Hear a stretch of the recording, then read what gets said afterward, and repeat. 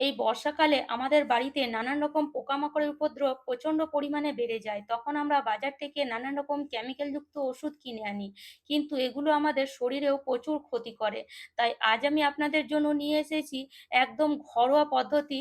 এই ঘরোয়া পদ্ধতি যদি আপনারা ব্যবহার করেন তাহলে আপনাদের শরীরে কোনো রকম ক্ষতি হবে না।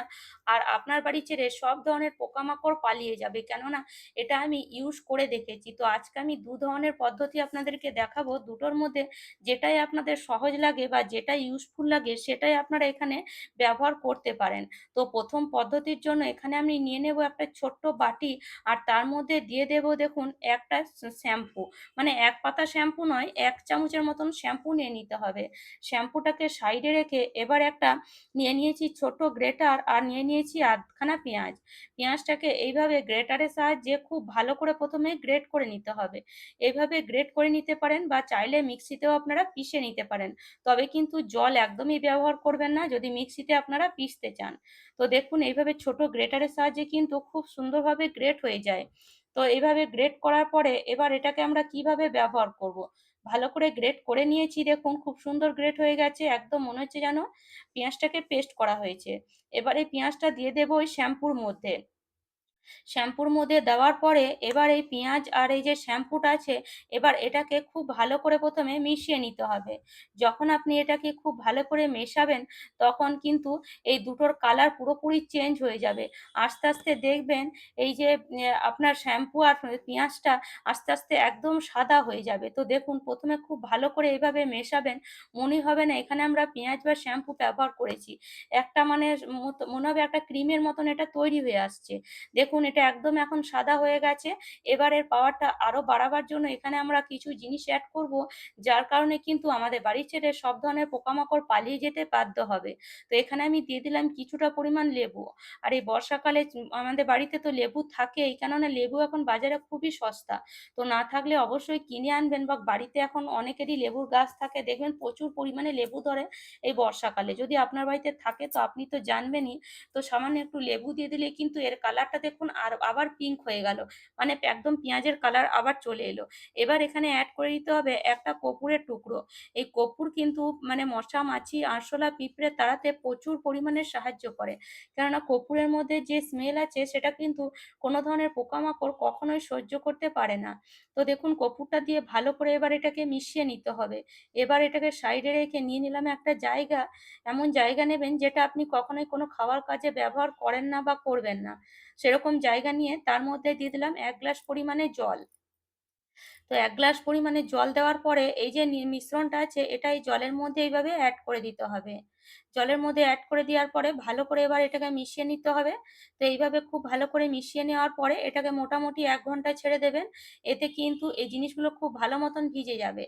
১ ঘন্টা পরে এবার এটাকে আমরা ছেঁকে নেব। তো ছেঁকে নেওয়ার পরে দেখুন পেঁয়াজটা ওপরে থেকে গেল, মানে পেঁয়াজটা যে পেস্ট হয়েছে পেঁয়াজের গুণাগুণ কিন্তু জলের মধ্যে মিশে গেছে, আর এই পেস্টটা উপরে থেকে গেল। এটা কিন্তু আপনি যদি স্প্রে বোতলে ঢালেন তাহলে খুব ভালো স্প্রে হবে। তো সেই জন্য এই ছেঁকে নিতে অবশ্যই হবে, যদি না ছাঁকেন তাহলে কিন্তু স্প্রে বোতলের মধ্যে আটকে যেতে পারে। এই জলটা দিয়ে আপনি পুরো বাড়িতে স্প্রে করে দেখুন, এই বর্ষাকালে আপনার বাড়িতে একটাও কিন্তু পোকামাকড় আপনি দেখতে পাবেন না। বিশেষ করে এই বর্ষাকালে মশার উপদ্রব আমাদের বাড়িতে প্রচুর পরিমাণে বেড়ে যায়। কিন্তু এইভাবে যদি আপনি ঘরোয়া পদ্ধতি বা ঘরোয়া স্প্রে বানিয়ে ব্যবহার করেন, আপনি দেখবেন আপনার বাড়ির চারিদিকে যখন এটাকে স্প্রে করবেন একটাও মশা আপনি দেখতে পাবেন না। এইভাবে পুরো বাড়ির চারিদিকে কোণায় কোণায় স্প্রে করে দেবেন।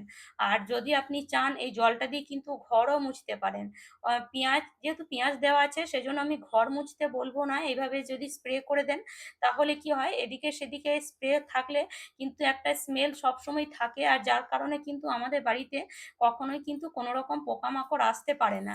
তো এই ঘরোয়া পদ্ধতি ব্যবহার করে অবশ্যই দেখবেন। তো চলুন আরেকটা পদ্ধতি এখানে আমরা দেখে নিই। তো আরেকটা পদ্ধতির জন্য এখানে আমি ইউজ করব পেঁয়াজেরই। তো ২ রকম পদ্ধতির জন্য মোটামুটি একই রকম জিনিস লাগবে, তবে একটু বানানোর পদ্ধতিটা আলাদা। তো এখানে একটা ছোট সাইজের পেঁয়াজ নিয়েছি, আর পেঁয়াজটার আধখানায় নিতে হবে। খুব বেশি পরিমাণে পেঁয়াজ নেওয়ার কোনো প্রয়োজন নেই। প্রথমে আপনারা অল্প পরিমাণেই বানিয়ে দেখুন। অল্প পরিমাণে বানালে আপনারা বুঝতে পারবেন যে এগুলো কতটা কার্যকারী, এগুলো কতটা কাজে দেয়।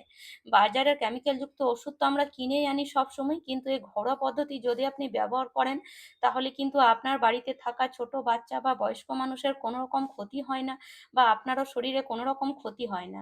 তো দেখুন এখানে পেঁয়াজটা একইভাবে আমি গ্রেট করে নিয়েছি। এবার এই পেঁয়াজের মধ্যে কিছু জিনিস অ্যাড করব, যার কারণে কিন্তু এর পাওয়ারটা অনেকটাই বেড়ে যাবে। তো প্রথমে দেখুন এখানে নিয়ে নিয়েছি আমি কিছুটা পরিমাণ মেডিসিন। এই ধরনের মেডিসিন সাধারণত আমাদের বাড়িতে থাকেই, কিন্তু আমরা কি করি, যখন ডেট ফেল হয়ে যায় ফেলে দিই। যখন আমাদের কোনো শরীর খারাপ হয় তখন এই ধরনের মেডিসিন তো আমরা মানে বাজার থেকে কিনে আনি খাওয়ার জন্য, অনেক সময় বেশি মানে পুরোটাই খাই, আবার অনেক সময় রেখেও দিই। কিন্তু যখন ডেট ফেল হয়ে যায় বা অনেক সময় আমরা ভুলে যাই কি কারণে মেডিসিনগুলো এনেছিলাম, তখন আমরা ফেলে দিই। কিন্তু এইভাবে যখন আপনি ব্যবহার করবেন তখন আর এগুলোকে ফেলতে লাগবে না। তো মেডিসিনটাকে খুব ভালো করে গুঁড়ো করে এইভাবে হামানদিস্তাতে বা যে কোনো ভারী জায়গায় এভাবে গুঁড়ো করে এই পেঁয়াজের মধ্যে দিয়ে দিতে হবে। পেঁয়াজের মধ্যে দিয়ে মেডিসিনটাকে খুব ভালো করে এভাবে মিশিয়ে মোটামুটি আধ ঘন্টা ছেড়ে দেবেন, যাতে যে বাকি মেডিসিনটা যেগুলো ভালো মতন গুঁড়ো হয়নি সেগুলো যেন একদম নরম হয়ে যায়। তো দেখুন এটাকে সাইডে রেখে দিলাম। এবার একটা জায়গা নিয়েছি, আর এমন একটা জায়গা নেবেন যেটা কোনো খাওয়ার কাজে কখনোই আপনি ব্যবহার করেন না। তো ওই জায়গার মধ্যে 1 গ্লাস পরিমাণে জল দিয়ে এবার দিয়ে দিলাম একটা কপুর। কপুরটা দিয়ে ভালো করে জলের সাথে মিশিয়ে এবার এখানে দিয়ে দেবো আমি কিছুটা পরিমাণ শ্যাম্পু। তো মোটামুটি হাফ চামচের মতন শ্যাম্পু নিয়ে নেবেন। আর এই শ্যাম্পু দেওয়ার কারণ হলো শ্যাম্পুর মধ্যে একটা স্মেল আছে, আর যেটা খুব সুন্দর কিন্তু পুরো বাড়িতে স্মেল ছড়াবে। মনে হবে যেন পুরো বাড়িতে কোনো রুম ফ্রেশনার আমরা ব্যবহার করেছি। যেহেতু এখানে আমরা পেঁয়াজ ব্যবহার করছি, যেন পেঁয়াজের স্মেলটা একটু উগ্র হয়। তো সেই জন্য শ্যাম্পু দিলে কি হয়, এখানে আমাদের পুরো বাড়িতে একটা যখন স্মেল আমরা স্প্রে করবো এই মানে জলটা, তখন মনে হবে কোনো রুম ফ্রেশনার পুরো বাড়িতে ছড়ানো আছে। আর শ্যাম্পুর স্মেলেও কিন্তু আমাদের বাড়ি ছেড়ে সব ধরনের পোকামাকড়ও পালিয়ে যায়। তো দেখুন এই শ্যাম্পুটা দিয়ে খুব ভালো করে কিন্তু প্রথমে জলের সাথে মিশিয়ে নিতে হবে। এবার এখানে পেঁয়াজ আর মেডিসিনটা অ্যাড করে দেওয়ার পরে ভালো করে পেঁয়াজের মেডিসিনটাও জলের সাথে মিশিয়ে নিতে হবে। তো ভালো করে এইভাবে মেশানোর পরে মোটামুটি আবার 1 থেকে 1.5 ঘন্টা ছেড়ে দেবেন, যাতে এর যে ফেনাটা আছে এটা যেন একদম মরে যায়। তো দেখুন ভালো করে মিশিয়ে নিয়েছি, জলটা একটু আমার কম মনে হচ্ছে, তো এখানে আমি আরেকটু এখানে জল অ্যাড করে দিচ্ছি। তো এবার এটাকে আমি রেখে দেবো কিছুক্ষণ ধরে, মোটামুটি ফেনাটা মরে যাওয়ার পর্যন্ত এটাকে কিন্তু রেখে দিতে হবে।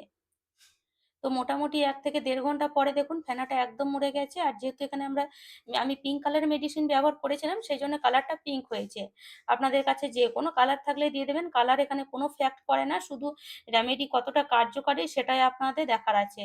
তো দেখুন এভাবে এটাকে অবশ্যই ছেঁকে নিতে হবে, আর ছাঁকার পরে এবার এটাকে আপনি স্প্রে বোতলে ঢেলে পুরো বাড়িতে স্প্রে করে দেখবেন। পুরো বাড়িতে স্প্রে করবেন, এটা আপনার 10 থেকে 15 দিন কখনোই খারাপ হবে না। দুটো মেডিসিনই কিন্তু 10 থেকে 15 দিন খারাপ হবে না। তো এভাবে বানিয়ে পুরো বাড়িতে আপনারা 10 থেকে 15 দিন স্প্রে করতে পারেন। তারপরে যখন এটা আপনাদের কার্যকারী মনে হবে তখন আবার এটাকে বানিয়ে আবার পুরো বাড়িতে এভাবে প্রত্যেকদিন স্প্রে করে দেবেন। আস্তে আস্তে দেখবেন বাড়ি ছেড়ে কিন্তু সব ধরনের পোকামাকড় পালিয়ে গেছে, আর আপনাকে আর এইরকম ঘরোয়া পদ্ধতি আর ব্যবহার করতে লাগছে না। তবে মাঝে মাঝে যদি এভাবে স্প্রে করে দেন তাহলে কিন্তু পোকামাকড় কখনোই বাড়িতে আসবে না। তো আশা করি বন্ধুরা আজকের টিপস দুটি আপনাদের কাজে আসবে। আর আমার টিপস যদি আপনাদের এতটুকুও ভালো লেগে থাকে তাহলে অবশ্যই লাইক করবেন, শেয়ার করবেন, আর আমার চ্যানেলে নতুন বন্ধু হয়ে থাকলে চ্যানেলটি অবশ্যই সাবস্ক্রাইব করে নেবেন এরকম নিত্য নতুন টিপস দেখার জন্য। তাহলে চলুন আজ এই পর্যন্ত, ভালো থাকবেন, সুস্থ থাকবেন, ধন্যবাদ।